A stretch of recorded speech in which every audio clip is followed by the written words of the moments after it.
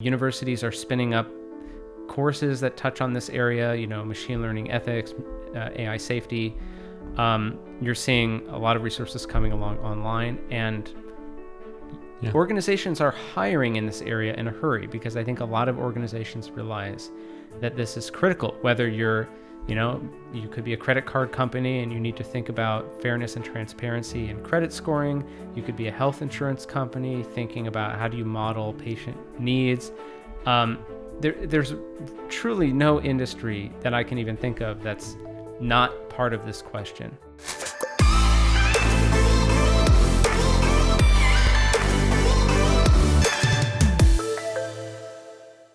Hey everyone, thanks for joining me for another episode of The Future of Work with Jacob Morgan. My guest today is Brian Christian. He's the author of several best-selling books, including The Most Human Algorithms to Live By, and his newest book, which is called The Alignment Problem, Machine Learning and Human Values. Brian, thank you for joining me. Thank you. Very first question for you is, why did you write this book? What was the impetus for creating this? So the story of this book goes back, it really goes back to around 2014. And I had several experiences where, I had been in the AI community for some time. I had written these earlier books that you mentioned, and I had been noticing the public conversation around AI really starting to take a turn. People, when I would go to speak at a company or whatever, people went from asking me, is AI going to take my job, to asking me, is AI going to destroy the human race and life as we know it? And so, we started seeing people like Stephen Hawking, Elon Musk taking this really kind of existentially grim view. And in fact, I was actually at a Silicon Valley book club talking about my first book, and Elon Musk showed up and buttonholed everyone, including me, on, give me one good reason why we shouldn't be worried about AI, or one good idea about what we should do about it. Wait, he just randomly showed up? Yeah, no, he was invited. He wasn't a normal member of the group, but he was invited. And I didn't actually expect him to turn up, but he did. So it was very, very kind of thrilling. And yeah, he sort of commandeered the conversation at one point and basically forced everyone to explain why he should not be worried about AI, or what we should actually do about our concerns around AI. And to me, this was an interesting moment. It was sort of a turning point in my own thinking, because I'd certainly been aware of this conversation of, should we be freaked out? And I found it, to be honest, a sort of a recreational topic. It was like something that, we would talk about it over cocktails or whatever. Yeah. But it was the experience of being put on the spot forced me to realize that I didn't have any good reasons why we shouldn't be worried. And so that really started my cognitive dissonance of, okay, I can't convince myself that I shouldn't be more worried than I am. So that maybe means I should be more worried than I am. So that started this long evolution for me of really starting to tune in a little bit more to the things people were saying in that community. And you started seeing these concerns moving from kind of celebrity engineers and scientists like himself, Stephen Hawking, into the actual computer science community itself.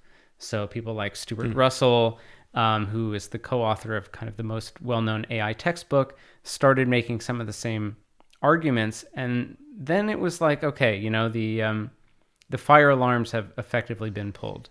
And to roll the clock forward to 2016, which is when I started working on the book, by then you had started to see two things. One was that these concerns that originally kind of were most pronounced outside of computer science and then later echoed within computer science, that had turned into like an actual scientific research agenda.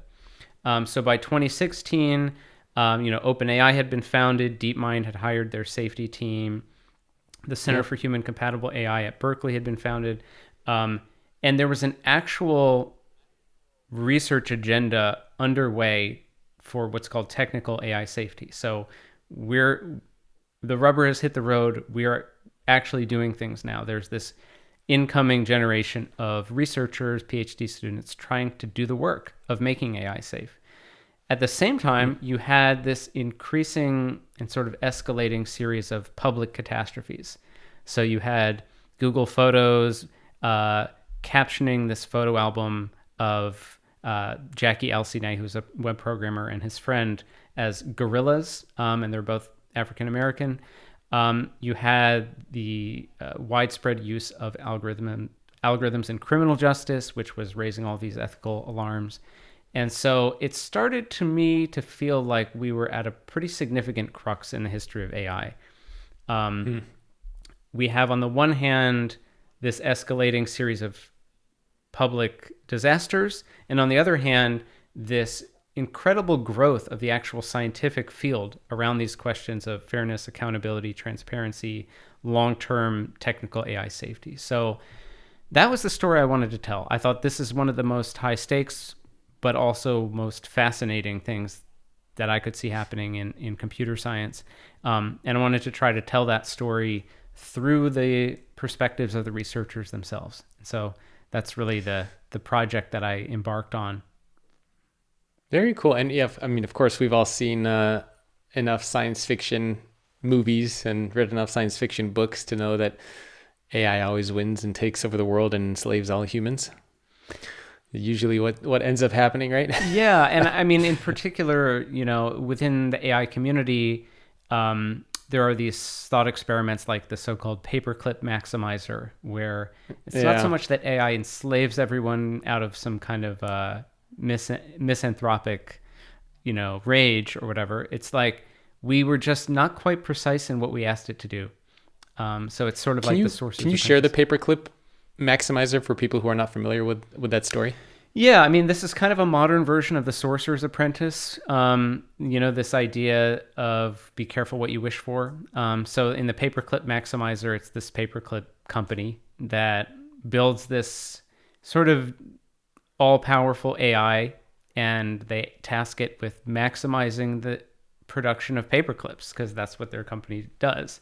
Unfortunately, this is like the Midas touch, etc. Be careful what you ask for, where the AI is so powerful that it turns the entire world into paperclips and, destroys all living creatures and harvests the carbon from their bodies in order to make more paperclips. So that's the kind of thing that keeps computer scientists up at night. So this is where the title comes from. It's called the alignment problem. So are the things that we really want these systems to be doing actually reflected in the objectives that these systems have and the way that they behave?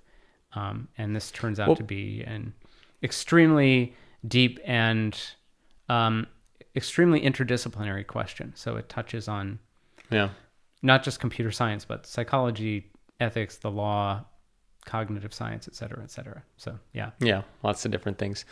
Well, before we get into more detail into some of the things you talk about in the book, I thought maybe we could look at a little bit of the history of AI, because it's also very fascinating of even when this first appeared in history books. I remember in Greek mythology, there was a story of, I think it was Talos, like this Greek mythical figure that was created, and it was an automaton. And so this concept of AI and creating something that's better and stronger and smarter than us, I feel like has been around for thousands of years. And then leading up to, there was, of course, the Deep Blue, and then we had the Terminator, just so much stuff leading up to where we are today. Can you give us a brief kind of history about what some of those pivotal roles and moments were that brought us to where we are now? Sure. For me, a lot of what we're talking about when we're talking about AI in the 21st century, and in particular the 2020s, we're really talking about a subfield of AI called machine learning. And the basic idea of machine learning is how to get computer systems to do things without explicitly programming them. So essentially just showing them examples and hoping that they'll kind of get the gist and will kind of internalize that pattern and go generalize that behavior into the future. So of course there's this fear of like, well, are they really learning what they think we want them to learn? Are there examples that we showed them really representative of what they're going to be asked to do later? So for me, the story of machine learning really begins in the 1940s, the early 1940s, with this really poignant collaboration between Warren McCulloch and Walter Pitts in Chicago. So at the time, Warren McCulloch is this kind of 40-something mid-career neurologist. He's just come from Yale to the University of Chicago. And Walter Pitts is a 17, 18-year-old homeless math prodigy who's just kind of hanging out around the University of Chicago campus. They strike up this kind of unlikely friendship. Warren McCulloch becomes his foster father, essentially, moves him into his basement, and they stay up all hours talking about the brain. And so you have Walter Pitts, this logic prodigy, and Warren McCulloch, this neurologist. And together, they start to think about the activity of neurons in mathematical terms. And this is really, to make a long story short, this is really the beginning of what we now know as neural networks. So it's one of the earliest ideas in computer science, but it took essentially until 2012 for the idea to really bear fruit. So I'm now compressing a lot of history of computer science, but basically neural networks, this idea that we're going to kind of directly mimic the structure of the brain, comes about in the early 40s, is then excitingly debuted in a real machinery in the late 50s, but then like refuted mathematically in the late 60s as like, okay, this is actually a dead end. This is never going to work. It's then revived in the 1980s. Is it the AI winter, I think they called it, right? And then like the AI golden age. Exactly right. And yes, so you have this revival in the 80s, but the problem in the 80s is that our computers were too slow and we didn't have enough data. So we gave up again, but not for any fundamental reason, just because the time hadn't come yet. And so it was really in the year 2012 when you now had the ability to collect data at scale online. You know, if you had a model that required hundreds of thousands of examples in order to actually learn, well, it was no longer a problem because you could just go online and get hundreds of thousands of examples of something. If it needed, you know, what in the 80s would have taken millions of years of compute, well, by the 2010s, it was now possible in about 2 weeks. So that really was the turning point, was 2012, which launched what you could call the kind of the deep learning revolution and everything that has come since. So whether that's image recognition, you know, automatic medical diagnosis, self-driving cars, AlphaGo, AlphaZero, et cetera, all of that has followed directly from this kind of breakthrough in 2012. And I think it's hard to remember what things looked like before then. It's very, very rare to see that much change in that period of time. Yeah, no, it's been a pretty interesting evolution to see. Well, all right. So first, kind of high level question about the book and some of the things that you're exploring in there. When you think about AI in general, machine learning, what's your general perception of it? Good, bad? I know it's super high level, but I want to start there and then we can narrow in on some themes. Yeah, I mean, it's extremely powerful and extremely dangerous for essentially the same reason, right? Which is it allows you to do things at scale that you don't know how to explicitly program. So, you know, recognizing objects and images is one classic example of it's really hard to write code that would tell you how to identify, you know, a whisker on a cat's face or an ear or whatever in a sufficiently general way, but you can just train the machine to do it. And so that's incredibly powerful because it now enables you to essentially have software doing things that you could not program software to do. But it's really dangerous because the very fact that it's doing things you don't know how to program indicates how difficult it is to debug. It's not operating in a normal... I mean, for people who have a software engineering background, like there's this whole set of techniques that you can use to debug software with breakpoints and, integration tests and all these sorts of things. That doesn't really apply to these cases. And so we need to basically reinvent a new safety infrastructure for making sure that these systems learn the things that we think we're trying to teach them and we think they're learning, and to make sure that they're actually going to be safe when we deploy them in the real world. So are you saying that when we, I guess, try to teach AI and these algorithms to do something, that oftentimes when it makes a decision or comes to a conclusion, we don't necessarily understand how it got to that point? Yes. And often it sort of follows the path of least resistance. So an example that I give is there was a PhD student named Will Landecker who was trying to build a neural network that would detect whether there was an animal in a landscape picture or whether it was just an empty landscape with no animals in it.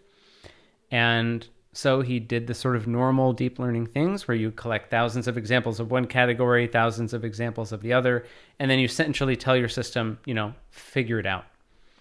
But what he discovered when he went back, he was able to use a set of techniques to figure out essentially what part of the image was the most kind of significant or relevant to his model in order to determine whether there was an animal present. He assumed, of course, it would be the actual part of the image where the animal appears. But instead, what he found was the system was looking exclusively basically at the horizon. It was looking way into the background and simply trying to detect whether the background was blurry or not. Because his model learned that most landscape photographs of an animal put the animal in focus, which makes the background very blurry. But if you're just taking an empty landscape portrait, you set the focal length really far and the background is very sharp. And so he thought he had built like a face detector, a fur detector, a mouth, nose, ear detector. But in fact, he had just built a blur detector. So this is, I think, a very classic example of how, in some ways, these models find kind of the path of least resistance, and often what they, if you will, what they think these categories mean could be very different from what you think they mean, right? Intuitively. Can you talk a little bit about how, and I know this, I'm trying to avoid making it be like overly technical, but the idea of an algorithm and how it's created, because an algorithm is basically a shortcut or a formula to get something done, right? Yeah. So how are algorithms created? I mean, I don't know if there's like a simple example we can think of. So I want to do X, Y, Z. I mean, like what's the process of trying to put something like that together? Yeah, I think so it's going to, needless to say, vary from one application to another. And I'd want to draw a distinction between what I would call algorithms in kind of the traditional sense, which is, an explicit series of steps that you write in code, and sort of the old-fashioned if X then Y, then do this subroutine or call this method. Versus this new generation of tools, these kind of machine learning models. You can think of them as algorithms if you want to, but for me, it's more helpful to think of them as like models or systems. And so how are those models trained? It would be the technical term. The basic way that it works is you would say, okay, I have some task that I want the system to do. And you're going to need to translate that into two things. One is a set of examples, which is called the training data. And the other is how you are going to mathematically define, or the technical term would be operationalize, what you want. And so this is called the objective function. And so if you're building a system to classify whether something is a bird or a plane or a cat or a dog, that's going to involve somehow gathering hundreds of thousands of images, somehow labeling them with what that image is. So probably you're going to go to Amazon Mechanical Turk and pay people, a few cents to tell you what's in that picture. And then you're going to feed this through a neural network, and you have some objective function that defines mathematically the task that you want to perform. Now, typically in image recognition, it's something called cross entropy loss, which basically says, take a guess between categories 1 through 100, and if you're wrong, you get -1 point, and if you're right, you get, 0 points. You want to minimize the amount of loss. So everything that happens in between is the result of the training procedure, and the technical part of that we could get into stochastic gradient descent and backpropagation, and how do you actually adjust the parameters of the model for each example. But I think for most listeners, suffice it to say, the training process is you pull an example at random, you run it through the network, and the network spits out what it thinks that image is. You compare that to the actual result, and then you fine-tune all of the parameters inside your model such that they slightly more closely approximate what the correct answer would have been. Then you throw that image back in the hopper and you pull a new one out at random, and you do the same thing over and over again. And then the miracle, if you will, that happens is that after you've done this enough times, not only is the model accurate for the examples that you've given it, but ideally it's also accurate for examples that it's never seen. So that's what's called generalization. So that's basically how I would describe how these things Okay. work, yeah. And earlier you mentioned AlphaGo and AlphaGo Zero, and I'm a big chess nerd, so very much involved with the chess. And I know there's been a lot of implications in the chess world for this. And what I found fascinating between like AlphaGo and AlphaGo Zero is I think AlphaGo, where it learned to play the game of Go, took that first approach, right? It looked at tons of examples from top players and analyzed it. Whereas AlphaGo Zero, if I recall correctly, didn't look at any games. They just inputted the rules and said, this is how you play, go figure it out. Yes. And the version of AlphaGo that learned to play on its own crushed the other version of Go that learned to play by looking at top players. I think it was like 100 to 1 or 100 to 0, which is like insane. And there's a lot of implications for this in chess as well, because even a lot of top grandmasters, the way that they've learned to play chess, they're like, wait a minute, the computer, the algorithm is playing in a completely different way, and it's just changing the way that we think about chess and games like Go. So it's really fascinating how that stuff works. But there are implications also for us, right? I mean, for society, how we live, for business.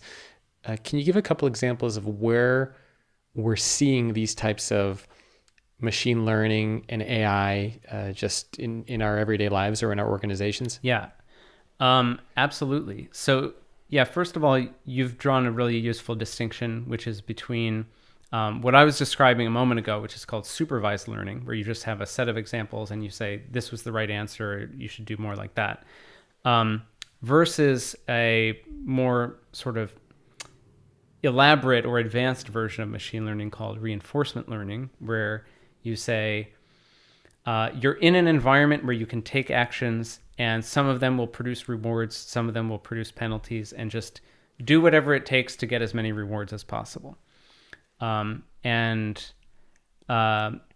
both of these types of machine learning systems are just about everywhere you look in modern life. So I think this is, to a degree that some of us don't quite appreciate. For example, we're now seeing, in medical diagnostics, a lot of, you can feed a picture you take with a cell phone of like a lesion on your skin into one of these neural network models, and it will tell you with diagnostic accuracy comparable to a human physician, is this a malignant lesion or not? Do you have to go to the doctor terrifying. or not? But we're also seeing it in, of course, ad targeting. Advertisers are people have this intuition that advertisers are tracking your clicks, which is true, but that's sort of not even the half of it. In many social networks, they're tracking how many milliseconds a particular image was on your screen. So even if you slightly hesitated your finger as you were scrolling along, that's being recorded, and that's being used to train these giant models of what kind of stuff they want to show you in the future. So social media is basically just one giant, machine learning system. Yeah, that's crazy. Well, so a lot of people listening to this, I'm sure there are some people listening and watching this who are more technical and can probably relate to a lot of the concepts and ideas that you were talking about. But I'd say a lot of people are not as technical, and they're probably wondering, well, why do I need to care about AI and machine learning and algorithms? I'm not in that space. So why should non-technical people, just the average person like me, care about this stuff? I think this is a really important question. I'm glad you asked. I think that this is increasingly becoming part of the core curriculum for being a citizen in this current century, whether you consider yourself technical or not, is to have some working knowledge of how these systems operate, and importantly, when you can expect them to fail. So to give you one example, let's say you're a judge and you've been sitting on the bench for 30 years and you never learned about computer science or machine learning. Well, suddenly what you're finding in a number of states, including California, where I live, is there is an increasing mandatory use of machine learning, statistical risk assessment models to assess things like parole, probation, pretrial detention, etc. Suddenly, you need to have a sense of, okay, what does it mean now when I'm at an arraignment hearing, someone comes in and I see that there is a risk assessment of 8 out of 10 likelihood of failure to appear at their court appointment. And it's up to me to decide whether to keep that person in jail or to let them go back to their family waiting their trial. Having some understanding of what do these models really do? How can I tell whether someone might be an exception to this general pattern that the model has found? If you're driving a car that has autopilot, right? Whether it's a Tesla or, many cars increasingly have some version of autopilot in them. Suddenly there's a freak snowstorm and the sun is at a really weird angle and it's reflecting off the snow and so forth. Having some intuition of this is a very rare set of circumstances that is likely to have been underrepresented in the training data. Having that intuition might help save your life, right? That might be a clue that you need to disengage autopilot because, the road doesn't look like a road would normally look. And so, all bets are off. So I think there's so many areas in life. I mean, if you're just trying to get a mortgage, right? Now there are machine learning models that are determining whether you're creditworthy or not. And so having some knowledge of how they work could help you kind of steer your own life. So at each of those scales, I mean, it's for anyone who uses social media, right? Your preferences are being studied, they're being modeled, you're interacting with this kind of AI system. I think this is just the world we're in.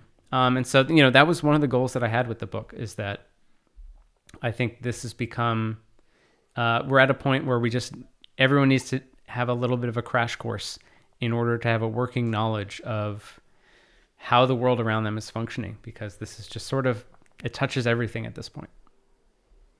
It's actually a little scary to think about because so much of how we live and work is determined by algorithms and technology, from what you're recommended to when you log into Spotify, to when you're looking to hire somebody and you have software that's determining if the person is a good fit, to, I mean, everything. Even if you're looking to go out on a date, right? You're on Tinder or Match.com, one of those sites, and you don't know why and how things are being recommended to you. You just know that they're there. Right. And I don't think a lot of people take a step back and say, well, wait a minute. Why is this restaurant being recommended? Why is this person a good fit? Why should I not hire that person? That it's kind of creepy that it's almost like the code is determining how we live, and it's very much. It's kind of creepy, actually, when you think about it like that. It is. And I think a lot of us have this increasing sense of, the world just becoming a little bit inscrutable, a little bit like we just don't really know. We're just sort of subject to the whims of whoever Tinder shows us this week or whatever it might be. Yeah. And I think it's worth unpacking. There are a couple different layers at which these algorithmic decisions get made. At one level, there is the business model of the company. So, Spotify, for example, has to keep both the users and the bands happy. And so there's all sorts of things being done behind the scenes at Spotify in order to keep smaller record labels, content with being part of Spotify. And so they're making sure they include a certain percentage of artists from certain types of labels and playlists. And there's all sorts of things that they're doing there to basically try to keep all parties, engaged. Every service's business model is going to be a little bit different, and that's going to affect how they're optimizing. There's also times when companies just internally adopt some proxy metric that they think is going to be useful for growing the product, and they optimize against that. So a memorable example was, for a long time, Tinder, to use your example, was their engineering team was directed to optimize number of swipes per week. And that would be measured in terms of any new user interface change. Did it make swipes per week go up or down? And, anecdotally, I would hear from my friends, man, it feels like all I'm ever doing is just swiping endlessly, and I'm not really having conversations. I'm not really going on dates. And it's like, well, that's what's being optimized for, just because it was an easy thing to measure. And it seemed at first like it was a proxy for, the overall experience, but eventually you realize that, it's not, right. It sort of comes unglued from what we really care about. One of my favorite examples, and I interviewed her a couple of years ago, I think it was 3 or 4 years ago, Kathy O'Neill wrote a book called Weapons of Math Destruction. And I was asking her for one of her favorite examples of when something like this goes wrong. And she was telling me this story. I think it was a school district in Chicago or New York. And they had some sort of algorithm, some sort of technology in place to evaluate whether certain teachers should be fired or not. And they were running this algorithm, and they determined that this list of teachers should be fired. And one of these teachers was very confused, and she said, wait a minute, my students love me, my teachers love me. I don't understand. Like, how did this piece of software determine that I should be let go? Like, I want to see how this works. And it turns out that what happened is that there were a lot of students that came from another school. And from that other school, there was a very high incidence level of cheating. And so the cheating actually happened on behalf of the teachers, because the teachers, and if their classes perform well, they get raises and bonuses.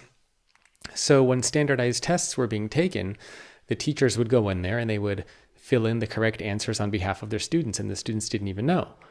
And then all of a sudden, these students transferred into a new school, and they got into this new teachers program, and their scores plummeted. And the algorithm determined, well, wait a minute, they had high scores. Now they're in this new school. Now they have low scores. It must be the teacher's fault. So this teacher should be fired. And it didn't take into consideration that there was this whole cheating scandal that was going on. And so I really love that story, because I don't know how you can possibly account for something like that with technology. It doesn't seem like that's possible. I think this is a perfect example of so many different things that can go wrong, right? Like, so for one thing, there's kind of a transparency issue where, the teacher maybe has no insight into how this model actually works. And we've seen cases in the criminal justice system where defendants have come to believe that there was simply a typo on the form that was submitted to the whatever risk assessment. And even figuring out what data was actually fed in to produce the score that was assigned to them requires all sorts of legal maneuvering and things like that. So there's a huge transparency challenge. And there's also this real question of how exactly do we define what we want these systems to do in numerical terms. Like at a first approximation, rewarding teachers who make their incoming students' grades go up sounds reasonable. The same way that, Tinder increasing swipes per week sounds reasonable.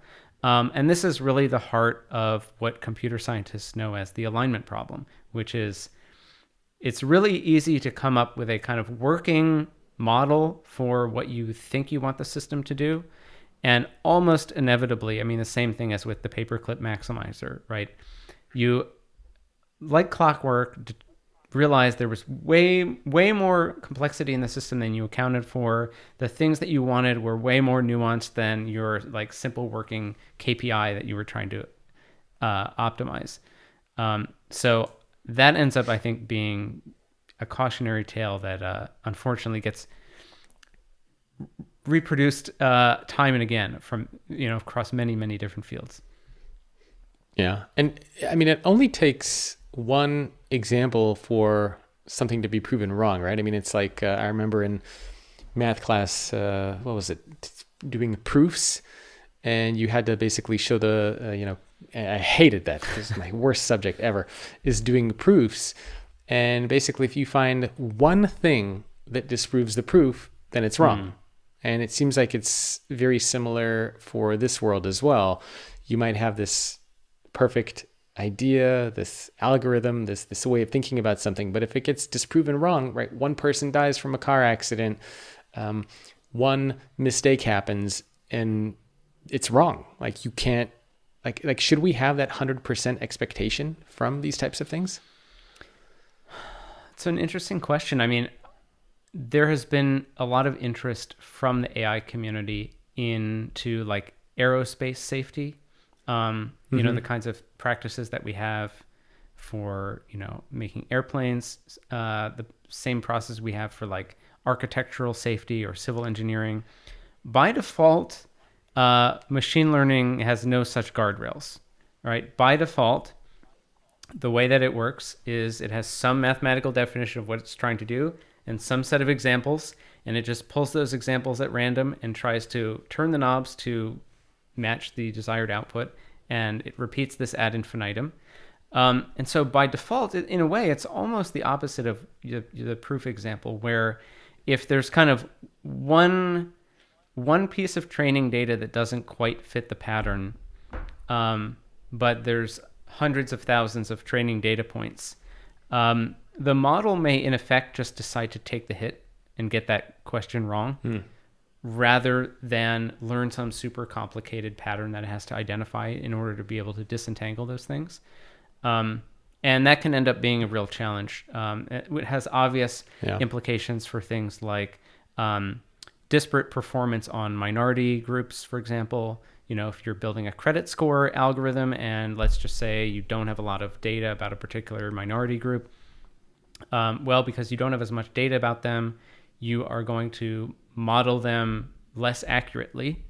But because you're modeling them less accurately, then you're not going to be able to, give the loans to the most creditworthy people. And so then it's going to look to your model like those people, that particular group of people is less creditworthy on average than other groups.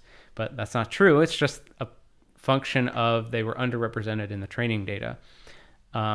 So in some ways, I would say that machine learning needs something closer to what you're describing, which is, if there's some subset of these data points on which you're not performing well, don't just like average that out with the larger group of people on which you're performing well and say, okay, I'm coming out ahead. That's fine. But rather, take an opportunity to kind of stop and figure out, what's missing. Maybe we need to collect more samples from that population or whatever it might be.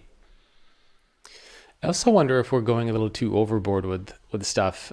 So for example, we see this a lot in hiring, right? I remember when you would apply for a job way back in the day, you would apply for a job and, you would talk to a human and then a human would call you and you'd have this human relationship. And today you apply for a job and now you're like playing a game on your phone that looks at your soft skills, you're talking to a bot that looks at your, in other words, you're going through like all these things around technology. Something is scanning your resume, looking for keywords, and you go through all these steps. And if you're lucky that you don't get flagged in any of these things, then maybe you get to talk to a human. And I remember I was talking to Nolan Bushnell a couple of years ago. He was a guest on this podcast, and he was the first boss of Steve Jobs. And he was telling me this story about how he hired Steve Jobs. And he's like, yeah, I met the guy. I interviewed him for a couple hours and I gave him the job. Like then and there, I just shook his hand and he started working.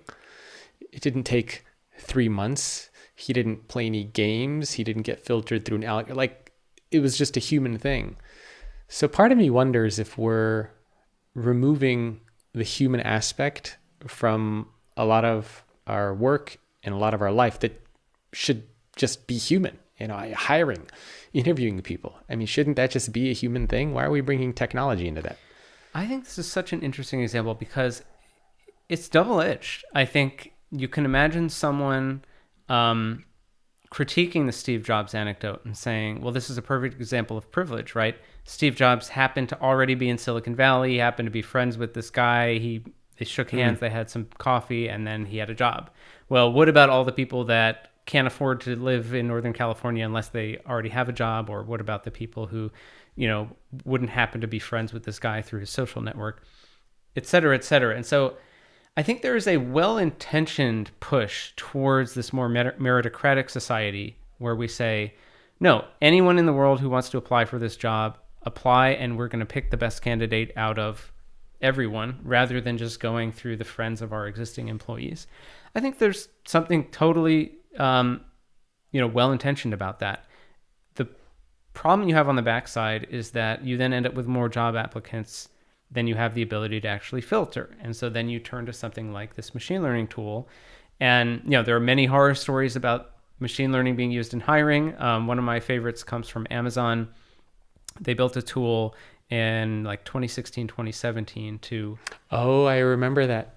Yeah, it would rank job applicants on a scale, I think it was from 1 to 5 stars. So ironically, the same way that users on Amazon rank products. And one of the real problems with the model that they built was, to make a long story short, it would look for sort of any linguistic patterns in common with kind of the hires that they had made in the past. So any language on their CV or resume or application, and just try to hire more people like that. The problem was that in the past, their engineering hires had been overwhelmingly male. And so upon closer inspection, they realized that their model was rejecting candidates or penalizing candidates who used the word women's in their resume. I played on the women's soccer team, or I went to a women's college or whatever. They were able to delete this particular part of the model, but on even closer inspection, it was penalizing people for talking about playing field hockey or sort of female skewed hobbies, sports. Ultimately, Amazon just ended up scrapping the model entirely because it was sort of inextricable. They couldn't get rid of all of these really problematic associations. So I think that leaves us with a genuine conundrum, to your point. What do we do when we don't want to just go with the friends of our existing employees? We can't filter hundreds of thousands of applicants for a given job. So I think there's a genuinely complex societal question there, which I don't have an easy answer for, but I can certainly highlight the horror stories from machine learning and kind of point to those as a way to say this is not the silver bullet that we might think it is. Yeah, because on the one hand, you want to be able to hire somebody quickly and just kind of go with intuition and what it's, just meeting somebody and going for coffee. But on the other hand, like you said, you want to avoid any of these biases and make sure that you're hiring the best candidate and being fair. But then on the other hand, if you use algorithms and technology, it inherently has some biases in it because it's created by human beings. So it's tough. Yeah. I mean, I don't want to say what's the solution, but what are you seeing organizations do? Like, has anybody figured this out? Is anybody doing a good job of using this stuff? It's a good question. This particular story ends with Amazon dismantling not only the tool, but the team that built the tool and just kind of starting over from scratch. Geez. So I don't Right. I don't know where they ended up, to be honest with you. I mean, I don't think they're eager to talk about it. I think being aware of this, the field of machine learning has, broadly speaking, had a pretty big wake-up call in the last 5 years. And I think we're coming to understand that you can't just naively build some huge model and say, here's a pile of examples, do your thing. That we need all sorts of tools in order to make sure that it's behaving the way we expect. And, there's an actual scientific progress that's being made there. But it's also kind of as much a social question, right? Of who are the stakeholders, who has a seat at the table, who has insight into how the model's working, and is that actually kind of disclosed to the people being affected by it? So it's a huge question. Yeah. But in some ways, I think this is, without being too hyperbolic, I think this is essentially the defining question facing us for the next 10 years, because this technology is coming in almost every single application that you could think of. And so there really is this question of, can our sort of wisdom and our judgment keep pace with our enthusiastic adoption of these technologies? Well, before I ask you where people can go to learn more about you and grab the book, any last parting words of wisdom for people who are watching or listening, or any advice that you have for people, maybe when it comes to becoming a little bit more aware of what's going on in this realm? Yeah, I mean, I think for people who are interested in this area in terms of making a career change, or if people are, at the beginning of their careers thinking about what to study, thinking about what to get involved in, I see this personally as not only one of the most high impact things that you can work on, it's also one of the fastest growing areas in computer science and really in all of science. So part of what I just want to impart to people is like, this is the time, if these sets of issues interest you, there's never been a better time to get involved.